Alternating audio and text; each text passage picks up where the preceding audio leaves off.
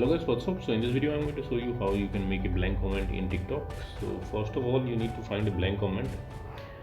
I'll go to my second account. I have a blank comment there.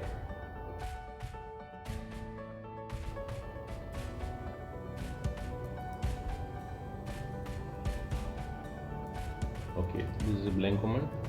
Let's long press and copy the comment. Now let's go back. Okay, I'll comment here. So long press in the comment box and paste. Now we'll just go back and remove the username.